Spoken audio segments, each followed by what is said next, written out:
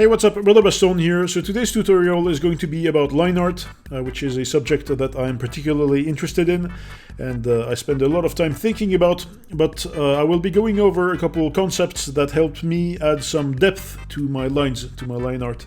Mostly things that have to do with line weight. They are kind of tools that I see a lot of beginners not using, even though they are pretty simple to use.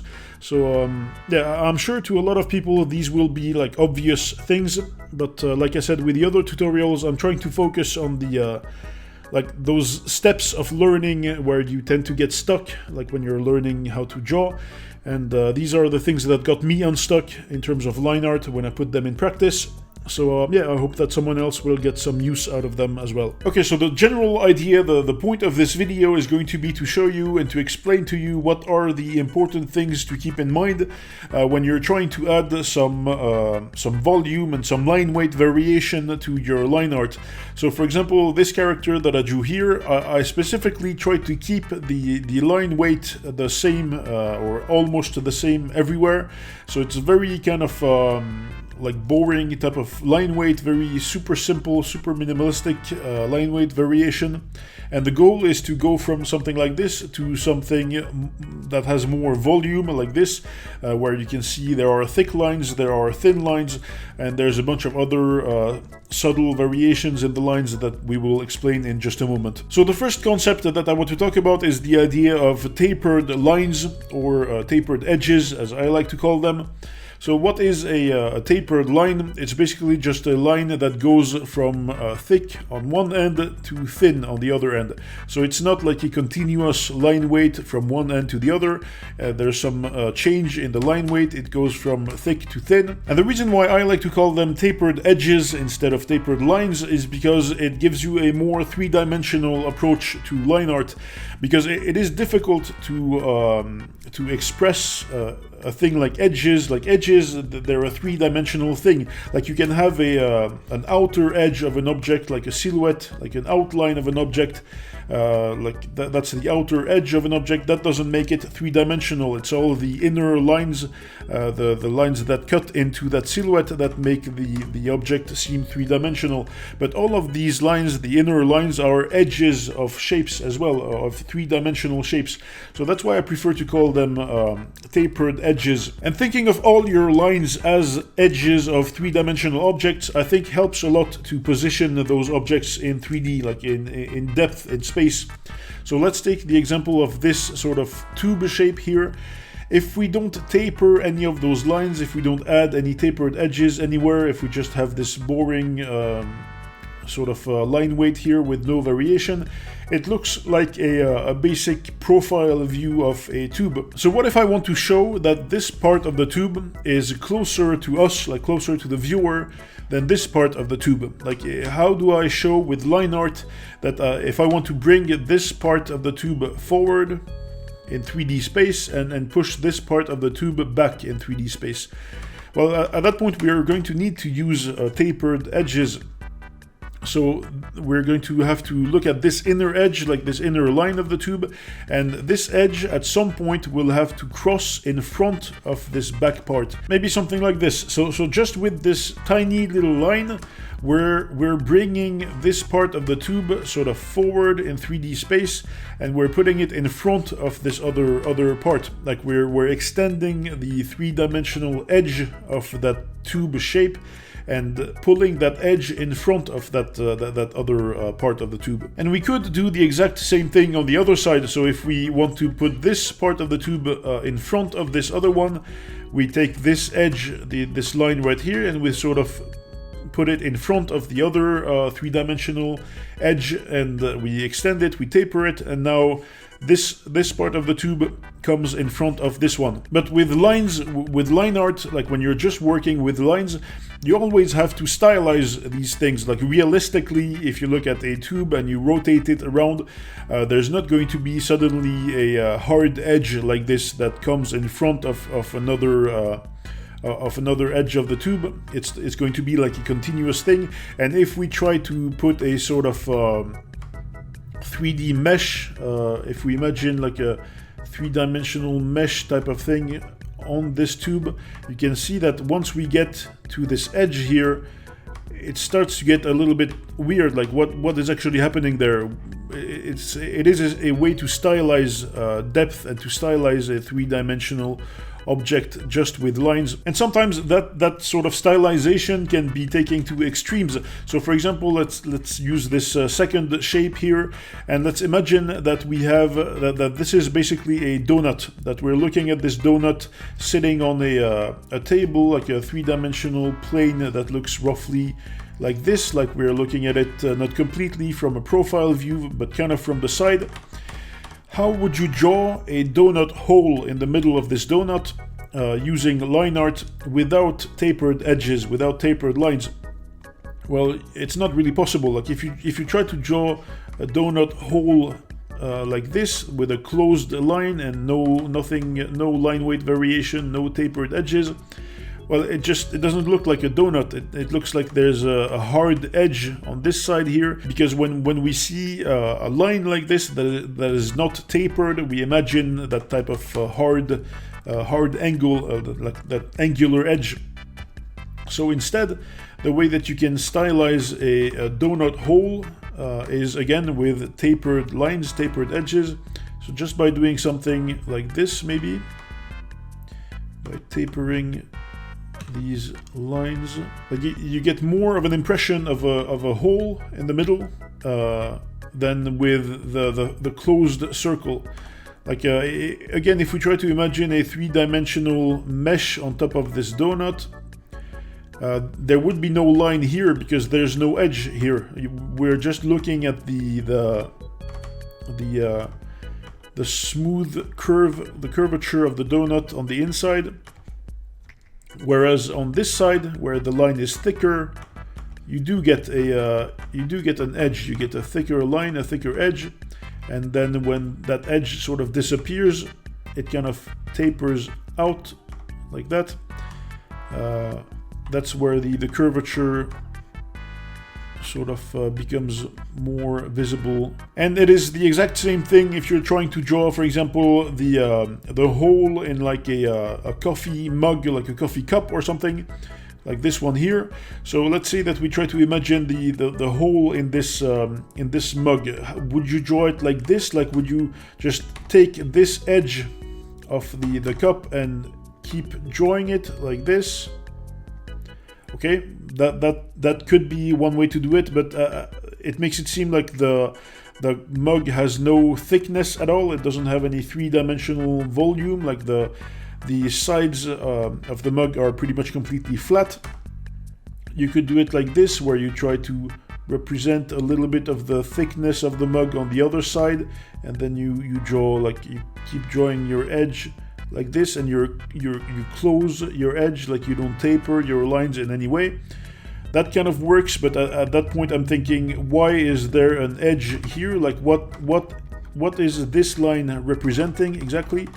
And instead, the best way to do it, like if you want to stylize a three-dimensional object with just lines, would be to do the same thing that we did with the donut. Draw the edge thicker where it's the most visible, and then where it sort of tapers out and it becomes like this edge of the mug becomes the other edge, like that, where it sort of tapers out.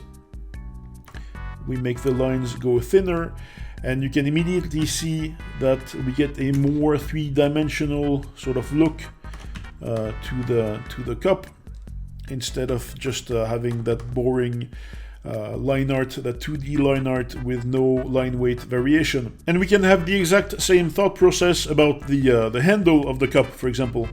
So here it looks like the way this edge, this line comes in front of the handle, it makes it seem like the handle is sort of turned away from us. So in that case, we could think that this part of this tube shape that forms the handle is closer to us. So we can extend these lines, we can taper these edges a little bit and push them in, maybe like that,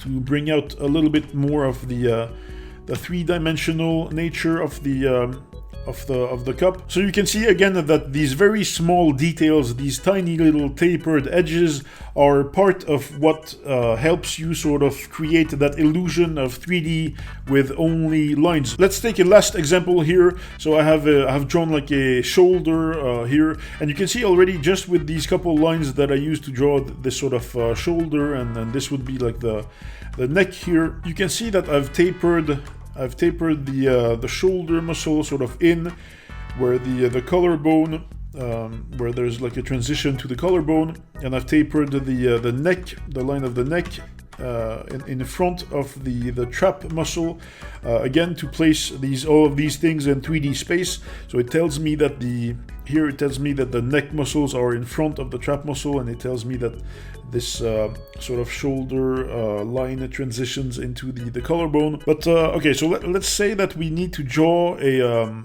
like armor, like a shoulder plate of armor on this shoulder. So I'm gonna first draw it the way where we don't think of things as three-dimensional objects at all, and we don't taper any lines, we don't use any line weight variation at all. So let's say that we have a shoulder armor that looks maybe like this. It sort of curves there, and let's add a little curve like this, and then here, and there we go. Like let's say that this is the shape of our shoulder armor plate. So this, immediately you can see that I've connected all of the lines. I haven't tapered anything. I haven't made it seem like any of this has any three-dimensional volume at all.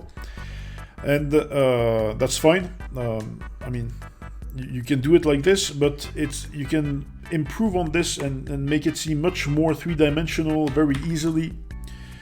If we I'll just copy this here so we can compare the two. So now if I'm trying to think, where can I add the volume to this? Like where can I add depth, and which ones of these of all of these lines can I taper? Like which of these edges can I taper to create a more three-dimensional look? So the first one obviously would be this one, like the inside curve of the shoulder plate here. If I just take that, and instead of connecting it like this and making everything look flat, I just taper it inward like this. You can see immediately, comparing these two, that with the taper and without the taper, this one looks like it has some volume to it, and it also looks like it has some depth to it. We can do the same thing with, for example, this line down here, like taper this line out a little bit. Maybe something like that. And you can see that immediately I've this little part, this tiny little triangle of the armor back there, I've pushed it behind the whole shoulder shape here, and the whole shoulder shape, like this big shape, I've brought it forward, I've brought it in front of this little lip, this little shape. Whereas if we compare with the non-tapered version, we don't know where everything is positioned here. It could be that this is just a lip that sticks out only in the front. We don't know if it sort of curves around in the back. So it really brings that sort of three-dimensional aspect to things. We could do the same thing with this lip here, like bringing this, tapering this line down a little bit. Maybe to really, if we try to add that sort of three-dimensional mesh to this thing, now it looks like this whole part of the armor that looked really flat here, now it has a lot more volume. We could even do something like maybe add another inner edge here on the inside. You see it often when people build armor, they sort of fold the outer edges back in like this, creating that sort of inward lip to make the armor like more resistant, like it prevents cracks, and you get that sort of lip on the inside of armor sometimes. So we can have like two of those tapered edges on the inside of this this shoulder armor. Maybe we would end up with something like this, and immediately you can see that the edge of this, like the volumes of this shoulder armor here are much more defined and much more three-dimensional than these here, and it all only comes from these tapered edges. So that is the first thing, tapered lines, tapered edges, that you can use to add volume, to add depth to your lines, to sort of trick the eye into thinking that you're seeing more than just two-dimensional line art. And the second thing that I wanted to talk about has to do with viewing angles. So let's say that we have this viewer, this eye here, viewing this object, this sort of hexagonal object. Like, we are seeing this from the side, but this eye is viewing it from the front, and it's seeing each of these edges of this object.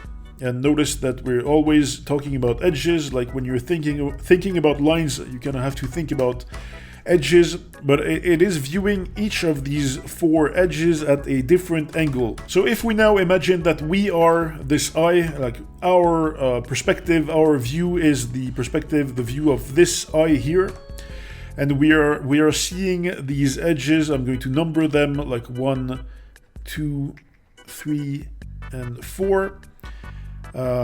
Like, imagine if this hexagonal object was like rotating, for example, on this axis. So the axis of rotation is like this, and now seeing it from the front, from the perspective of this eye, the axis of rotation of the same object is like basically like this. Like, we're looking at it from the front now. And all of these four edges are seen from different angles. Well, the way that I see line weight and the way that I apply it to my own art is that the more extreme the viewing angle of each of these edges is, the thicker the line is going to be. So let me explain, let me demonstrate here what I mean. So for example, edge number 1 up here, which would be the upper edge, like basically part of the outline of this object, that would be the thickest possible line weight that you're willing to use. And then we would have like edge number 2, like just a tiny bit lower here. This one would be not as thick as the other one, which is seen from like a very extreme angle, but still pretty thick. Then we would have a little bit lower edge number 3, so somewhere around here. This one, the angle that you're looking at, this edge here, is still a little bit more or a little bit less extreme, so the line weight would be again less heavy. There we go. And then again, angle edge number 4 is part of the outline of the object, so it's the most extreme angle possible, so I would give that one the same heaviest possible line weight. Okay, so I know that this example here is kind of abstract. It's not the easiest way maybe to understand what I'm trying to explain. But now let's take a look at the same idea, the same principle, but on a much more familiar shape, like this cube here. So I quickly drew this cube. It's not the most perfect cube. It's a little bit wonky, but it will do for the demonstration here. So you could draw this cube like this with all of the lines being pretty much the same line weight. But using this concept of viewing angles that I've explained here, the closer to a flat viewing angle we have of each edge, the more the edge sort of disappears. And you'll notice that you can erase a lot of the line weight of these edges. Like that one, for example, this one here. We have a slightly more extreme viewing angle of this edge here, I guess, so we'll keep a little bit of that line weight. Maybe something like this. But you can kind of keep erasing these, and it adds to the three-dimensional aspect of the shape, at least in my opinion, because you're kind of taking into account the viewing angle of each of these edges. So basically, the more flat the viewing angle of an edge is going to be, the more the edge will tend to disappear to our sight. And the more extreme the viewing angle of an edge is going to be, the more heavy the line weight is going to look. And remember that an edge is not only like an edge of this kind of geometrical shape, like a hard edge, like we saw here. An edge is also a stylized edge of a soft sort of curvy shape. And this is also a good demonstration of another concept that I like to call implied lines. I'm sure there's some kind of technical name for it, but that's the name that I've been using now for quite a while. And an implied line is basically when you don't draw a full line, like you break the line, like for example what we've done here with the edges of these in this cube. But like you draw one part of the line, you draw another part of the line, and you basically imply that the line is continued between those 2 points, like your brain basically, like your mind fills in the blank. So that's what I would call an implied line, and that's going to also be that's going to come into play later when we talk about all of the line art on this character. So those are basically the three ideas, the three concepts. So the tapered edges, the viewing angles, and the implied lines. Like those are the three tools that I think if you use and you understand correctly, you can really improve your line art and add a lot of volume to flat lines. So let's try to apply these ideas of viewing angles and implied lines to a couple concrete examples. So here, this first one, a row of teeth. So we're seeing this row of teeth here from above, but this eye is seeing it like from the front, like if you would look at a person's face smiling at you.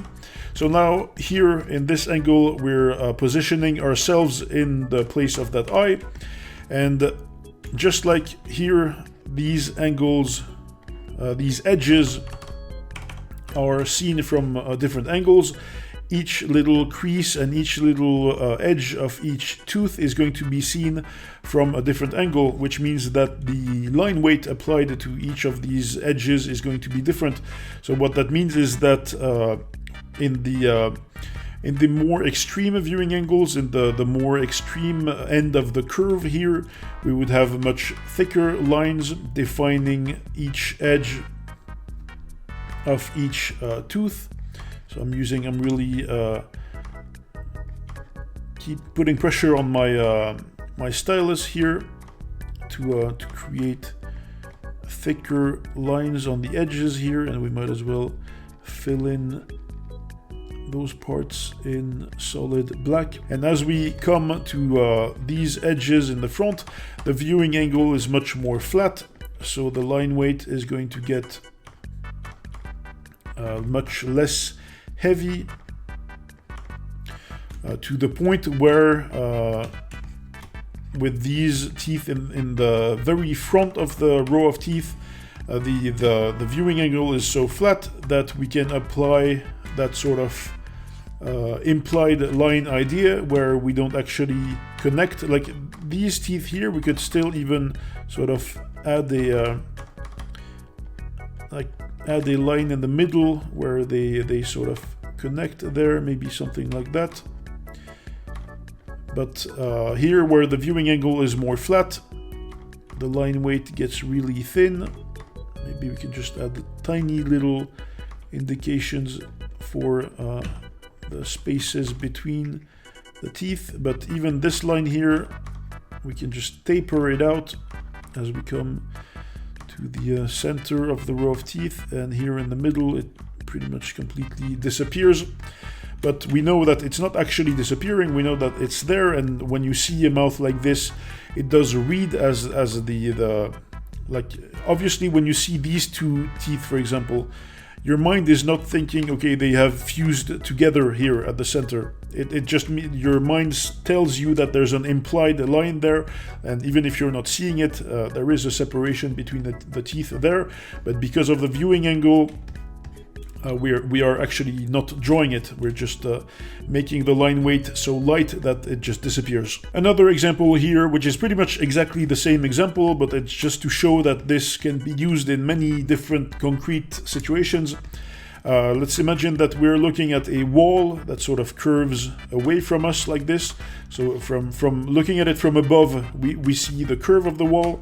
But if we put ourselves in the position of this eye, we don't see the curve anymore. So we have to somehow represent the curvature of this wall with line weight.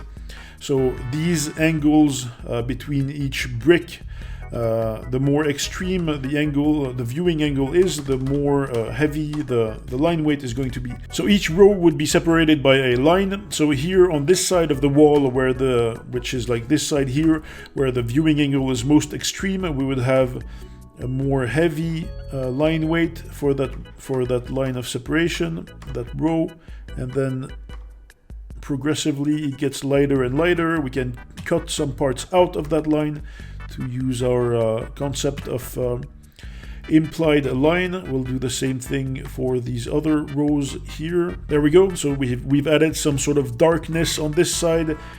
This part of the wall is very light, and the implied lines are telling us that we're looking at it from a very straightforward flat angle. And now we can do the separations between the actual bricks.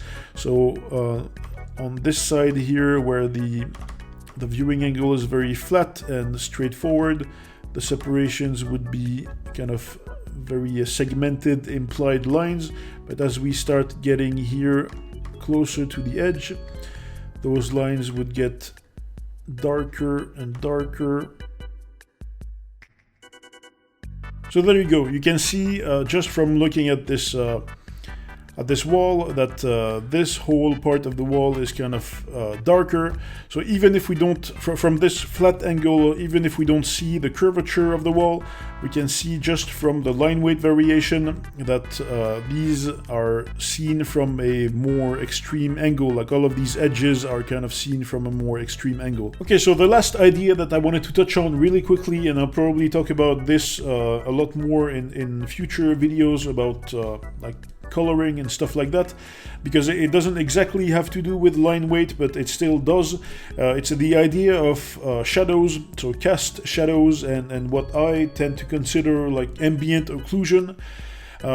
So if you have an object like this, like whatever this is, this sort of pole, this curvy shape here, if you imagine this as like a three-dimensional volume, there's going to be, like, if the light source is coming from this direction, from where this arrow is pointing, so kind of from the front of this object, there's going to be two shadows that appear. Like there's going to be one shadow that appears on the object itself on the opposite side of the light source, and then there's going to be so that would be this shadow here. And then there's going to be the cast shadow, so the shadow that is cast by that object on another surface. So when I'm adding shadows using my line color, like the color that I use for my lines, like spotted blacks, like those sort of solid blacks, I only draw the cast shadow. I don't draw the shadow that appears like this part. I don't draw the shadow that appears on the object itself. So for example, let's look at the little sliver of shadow here, just right under the handle of this axe. That is a cast shadow, so that is the shadow number 2. It's the volume of the axe handle that is casting a shadow on the shoulder of the character. But there should also be another like darkened part of shadow on the bottom of the axe. So that's the part that I don't draw. And lately what I've been doing is that I've been using cell shading, so like a lower opacity layer, usually it's like a blue-purple type of color, to add that second shadow. So for example, I would add that sliver of black, that spotted black, that solid black there, under the axe, so that is the cast shadow, and then I would use cell shading, maybe like this, to add the shadow that would appear on the object itself. That is how I tend to think about like bigger cast shadows. If you have like a limb casting a shadow on the body, or like a big shape like this axe here casting a shadow, or any larger shapes like that, I take into account the directional nature of the light source, and I think of these two shadows, like the cast shadow and then the shadow on the object itself. For smaller shadows, I tend to think in terms of what I would call ambient occlusion, which is like a 3D modeling term, I guess, but it kind of applies to line art as well, in the sense that ambient occlusion is not directional light. Like, it's just it means that light gets trapped in places where there are a lot of tight spaces, like creases and stuff like that. So for example, like under this big shoulder plate, this big shoulder armor, maybe I would just add a little sliver of shadow there to separate it from whatever is below. But I'm not thinking really in terms of like directional, well, I am thinking in terms of directional lighting, in the sense that the shadow would appear there if there was a light coming from above. But it's more like I'm just trying to find all of the little creases, all of the little bits of tight spaces where light would get trapped, and I try to darken those areas and find all of these tight spaces and sort of just shove in a little sliver of shadow in between them to separate them. Like for example, these two, like this armor plate and the armor plate here, like I wouldn't think how exactly is this armor plate, like this lip of this armor plate, going to cast a shadow on the volume below. I would just think, okay, there's some creases there. I'm going to try to shove in some, like a sliver of shadow in between them to separate them. So that's why if we go back to the finished thing, you can see these shadows, like these tiny little shadows here, are not exactly like directional. They're not realistic cast shadows. It's just I'm finding all the tight spaces. Same thing for like armpits, like all of these folds and stuff. If we think of realistic lighting and a realistic light source, these folds, like the way these are darkened, doesn't make sense. But if you think in terms of like ambient occlusion, like where does light get trapped? It gets trapped in those tight spaces between the folds, in the armpits, between all these little accessories. Like all of these things, they tend to trap light, and you can almost think of that as a form of line weight variation more than a form of like actual lighting and like shading. So we said at the beginning of this video that our goal was to go from this very flat kind of line art with no line weight variation or almost none at all, to go from that to a more three-dimensional line art. So let's try to take our concepts here, the tapered edges, the viewing angles, and the implied lines, as well as the sort of ambient occlusion here, and see if we can find them in this in between the differences in between these two results. So let's look at this arm here, for example, is a good example of viewing angles. Like the angles at which we're looking at these edges on the side are much darker than the ones here in the middle, like these edges that we're seeing pretty much straight on. And if we compare with the version with no line weight variation at all, you can see immediately, at least I hope that you can see, that it adds a little bit of volume, like it pushes that side of the arm further back, and it kind of brings that front part of the arm forward. At least that's the idea, that's the purpose. Same thing here with this sort of pillowy texture on the well, it's not really a texture, but these sort of curvy shapes on the shoulder armor. You can see that just by adding some line weight to the shapes, to the lines, the edges that are further away from us, that we're looking at a more extreme angle, it adds a little bit of volume. I think this is typically the kind of volume where I would use cell shading to add more like a more three-dimensional effect to each of these bumps here. But even with that, you can see the difference. We can see some implied lines here, like the edge of this bevel on this blade. Like I've just erased some of the lines part of those lines and made the line weight as light as possible, so that in some parts it doesn't even appear, but your mind just fills in the gaps. And then on the more extreme angles, viewing angles, this one here, I should have probably kept darker as well, but yeah, the line weight is heavier to kind of make it seem like you're seeing that edge at a more extreme angle. You can find examples of the tapered edges pretty much everywhere. Like there's so many of them everywhere that they become almost invisible. Like for example, like this edge here tapering inward like that to kind of give some volume to the lip on that armor. Even on the face, like I'll talk a lot more about faces when I do a tutorial video on faces, but these little edges here being tapered like that, that's also an example of those tapered edges. Any sort of curvy shapes like this one, like some soft material being sort of hanging over another shape, it creates this little tapered edge right there. And it's really in the smallest details, like this line being extended just a little bit there, tapered to make it seem like this belt, these buckles have some volume to them. If you'd like to see more art, you can find all the links in the description below. You can find me there on Twitter, Instagram, ArtStation. We also have a link to our Discord if you would like to join our nice little community there. And yeah, thanks for watching.